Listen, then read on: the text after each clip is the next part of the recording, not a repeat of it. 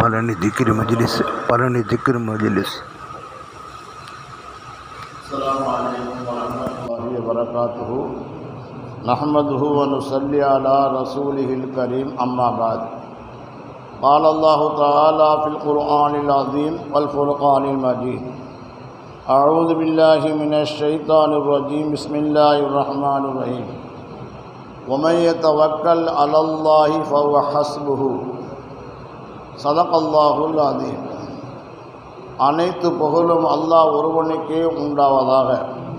சலாத்தும் சலாமும் இருலோகத்தின் தலைவர் சய்யிதுல் அன்பியா ஹஜ்ரத் ரசூலுல்லாஹி ஸல்லல்லாஹு அலைஹி வஸல்லம் அவர்கள் மீதும், அவர்களின் தூய்மையான குடும்பத்தினர்கள், சத்திய சஹாபாக்கள், தாபியீன்கள், தபா தாபியீன்கள், முஹத்திஸீன்கள், ஃபஸீரீன்கள், முஜ்தஹிதீன்கள், இமாம்கள், ஷைகுமார்கள், உலமாக்கள், முன்னோர்கள், நம்மவர்கள் பூரா உம்மத்திர்கள் மீதும் என்றென்றும் நிறைவாக உண்டாவதாக. கண்ணியத்திற்குரிய பெரியோர்களே, சகோதரர்களே, அல்லாஹ் சுப்ஹானஹு வ தஆலா தனது திருமறையிலே கூறுகின்றான்: வமன் யதவக்கல் அலல்லாஹி ஃபஹுவ ஹஸ்புஹு. யார் அல்லாஹ் மீது முழு நம்பிக்கை வைத்து செயல்படுகின்றார்களோ அவர்களுக்கு அல்லாஹ் போதுமானவன். எந்த விஷயத்தில் நம்முடைய குடும்ப சம்பந்தமாக நல்ல காரியம் நடக்கணுமா, அல்லது குழந்தை பாக்கியம் வேண்டுமா, அல்லது வியாபாரத்தில் நல்ல பரக்கத்தாக கிடைக்கணுமா, உடல் ஆரோக்கியம் கிடைக்கணுமா, அல்லது நம்முடைய நாரிய காரியங்கள் நிறைவேற்றப்படணுமா, எதுவாக இருந்தாலும் கூட அல்லாஹ் மீது நம்பிக்கை வைக்க வேண்டும். அல்லாஹ் மீது சும்மா நம்பிக்கை வைக்கக்கூடாது. நம்ம ஏதாவது ஒன்று செஞ்சுதான் நம்பிக்கை வைக்கணும். என்ன செய்யணும் அப்படின்னாக்க, பொதுவாக யாரையாவது ஒருத்தரை பார்க்க போகிறோம்னாக்க ஒரு அன்பளிப்பு கொடுத்து பார்த்தாத்தே அவங்க சந்தோஷம் நாக்க வேண்டி துவா செய்வாங்க. இந்த மாதிரி அல்லாவும் நம்மகிட்ட எதிர்பார்க்குறான். நீ என்ன எனக்கு செஞ்ச என்கிட்ட கேட்குற. ஸல்லல்லாஹு அலைஹி வஸல்லம் அல்லாவை சந்திக்க போகும்போது அல்லாஹ் என்ன கேட்டான்னு சொன்னாக்க, முஹம்மதே, என்னை சந்திக்க வந்திருக்கேன், என்ன கொண்டு வந்துன்னு கேட்டான். அப்போ சலாம் சொன்னாங்க, அத்தஹிய்யாத்து லில்லாஹி வஸ்ஸலவாத்து வத்தய்யிபாத்து. என்னுடைய பொருளால் உண்டான எல்லா இபாத்துக்களும், என்னுடைய உடலால் உண்டான எல்லா இபாத்துக்களும், பொருளாலும் உடலால் உண்டான எல்லா இபாத்துக்களும் யா அல்லாஹ் உனக்காக வேண்டியே உண்டாவதாக அப்படின்ட்டு ஸல்லல்லாஹு அலைஹி வஸல்லம் அல்லாஹ்வுக்கு காணிக்கை எடுத்து வச்சாங்க.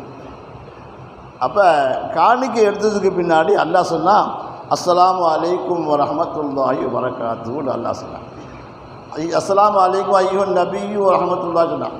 நபியை உங்கள் மீது என்னுடைய செல்வம் சார்ந்து உண்டாகட்டும் சொன்னான். அப்போ ஸல்லல்லாஹு அலைஹி வஸல்லம் அப்போ நம்மளை மறக்கலை. என்ன சொன்னாங்க? யா அல்லாஹ் உன்னுடைய நல்ல அடியார் மீதும் அது உண்டாகட்டும்னு சொன்னாங்க. இதை கேட்டுக்கொண்டிருந்த மலக்குமார்கள்லாம் என்ன சொன்னாங்கண்டாக்க, அஷ்ஹது அல்லா இலாஹ இல்லல்லாஹ் அன்ன முஹம்மதர் ரசூலுல்லாஹ் என்பதாக அவங்க அதுக்கு பதில் சொன்னாங்க. இப்போ சொல்கிறதுக்கு நோக்கம் என்னன்னு சொன்னால், அல்லாஹ் என்ன கொண்டு வந்துன்னு கேட்டால் இவங்க சொன்னாங்க, அதற்கு பகரமாக உங்களுக்கு சாந்தி உண்டாகட்டும் அல்லாஹ் சொன்னாங்க.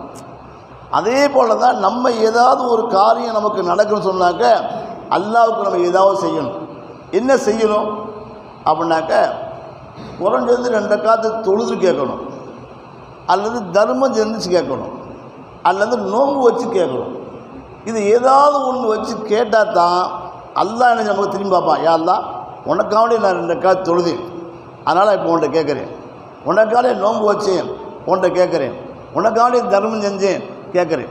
இப்படி ஏதாவது ஒன்று சொன்னாதான் கிடைக்கும். ஸல்லல்லாஹு ஹஜ்ரத் ஃபாத்திமா ரலியல்லாஹு தஆலா அன்ஹா அவங்க தங்களுடைய 2 மகனாருக்கு உடம்பு சரியில்லை, கடுமையான காய்ச்சல். இப்போ என்ன சொல்கிறாங்க? யா அல்லாஹ் என்னுடைய பிள்ளைகளுக்கு ஷிஃபா கிடைத்தால் உனக்காண்டி நம்ம 3 நோன்பு வைக்கிறேன்னு சொன்னாங்க. இது காணிக்க. அது மாதிரி 3 நோன்பு வச்சாங்க, அல்லாஹ் ஷிஃபா கொடுத்துட்டான். அதுக்கு முன்னாடி கொடுத்துட்டான். ஏன்னா நோன்பு வச்சாக்க ஷிஃபா கொடுத்தா நோன்பு வைக்கிறாங்க, ஷிஃபா கொடுத்தா நோன்பு வச்சாங்க. இந்த மாதிரி ஏதாவது ஒரு காணிக்கையை நாம் செலுத்த கேட்கணும். ஸல்லல்லாஹு ஏதாவது ஒரு கஷ்டம் வந்தால் தொழுகையின் பக்கம் விரைவார்கள். ஹதீஸ். அது மாதிரி நமக்கு ஏதாவது கஷ்டம்னாக்கா அல்லாஹ்வுடைய முறை என்ன, 2 ரக்காத் தொழுதால் முறை என்ன. அதை விட்டு போட்டு யார்கிட்டே போய் வந்து புலம்புறது, மனைவிட்ட புலம்புறது, பக்கத்துக்கு புலம்புறது, கணக்கான புலம்புறது, எனக்கு தேவையில்ல, இப்போ கஷ்டமாக இருக்குப்பா, காசு இருப்பா கேட்குறது இல்லை. முதல்ல அல்லாஹ் இடத்துல கேட்டுட்டு, யா அல்லாஹ் இன்னாருக்கு மூலமாக நீ கொடுப்பாயின்னு தெரியும், நான் போய் கேட்குறேன், அப்படி கேட்கலாம். அதை விட்டு போட்டு நம்ம வாட்டுக்கு என்னது எல்லாம் அல்லாஹ் கொடுக்கணும் அப்படி சும்மா உட்காந்தா கொடுப்பானா? கொடுக்க மாட்டான். அப்போ நம்ம ஏதாவது ஒரு காணிக்கை கொடுத்தால்தான் அல்லாஹ் நமக்கு கொடுப்பான். அந்த காணிக்கை என்ன? ஒன்று தொழுகை, அல்லது திக்ரு, அல்லது நோன்பு. இந்த மூணில் ஏதாவது ஒன்று நம்ம கொடுத்துட்டு தான் அல்லாஹ்னு கேட்கணும். அந்த அடிப்படையில் இப்போ நம்ம வந்து அல்லாஹ்வை திக்ரு செய்யணும். எப்படி திக்ரு செய்யணும்? என்ன, யார் செஞ்ச திக்ரு? நம்முடைய ஷேகுமார்கள் எல்லாம், அவுலியாக்கள் எல்லாம் செஞ்ச இந்த திக்ரு, லா இலாஹ இல்லல்லாஹ்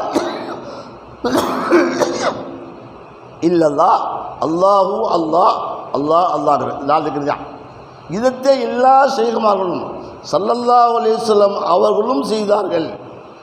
அவருடைய தோழர் சஹாபி அலி ரலியல்லாஹு செய்தார்கள். அவருடைய ஹலீஃபா ஹஜ்ரத் அவர்களும் செய்தாங்க. ஹசன் சிலமத்தில் செய்தாங்க.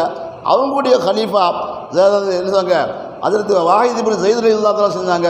அவங்களுடைய ஹலீஃபா ஃபுதைல் இப்னு செஞ்சாங்க. அவங்களுடைய ஹலீஃபா இப்ராஹிம் அதுக்கு செஞ்சாங்க. இப்படியே வாழையடி வாழையாக என்னுடைய செய்து வரைக்கும் இதை செஞ்சாங்க.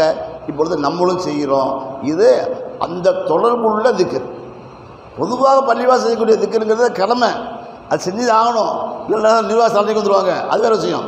இது வந்து ஸ்பெஷலாக அல்லாஹ்வுடைய புறத்திலிருந்து வலியுல்லாக்கள் மூலமாக செய்யப்பட்ட ஒரு திக்ரு, ரூஹானியத்தான திக்ரு.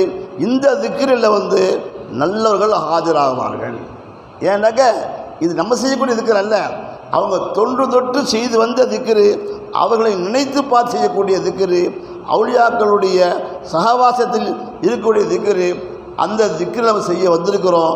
இந்த திக்ரின் மூலமாக அல்லாஹ் நமக்கு எல்லா காரியத்தையும் நாம் நாடி எல்லா காரியம் நிறைவேற்றுக்கிறோன்னு திக்ரு செய்யணும். இல்லாத உடல் சரியில்லை, நல்லா ஆகணும், குழந்தை பாக்கி வேணும், யாராவது உடம்பு சரியில்லாமல் ஆஸ்பத்திரி இருக்கிறாங்க, சுகமாகணும், எல்லாம் கேட்கணும். அடிக்கடி அல்லாஹ்ட்ட கேட்கணும், யா அல்லாஹ் என்னை மருத்துவ செலவு இல்லாமல் திடீர்னு மௌத்தை விட்டும் என்னை காப்பாற்று, ஆரோக்கியத்தை கொடு என்பதாக கேட்கணும். ஆனால் கேட்பதற்கு முன்னால் 2 காய் தொழுதுட்டு கேட்கணும், அல்லது நோன்பு வச்சு கேட்கணும், அல்லது தனியாக உட்காந்து திக்ர் செய்து கேட்கணும்.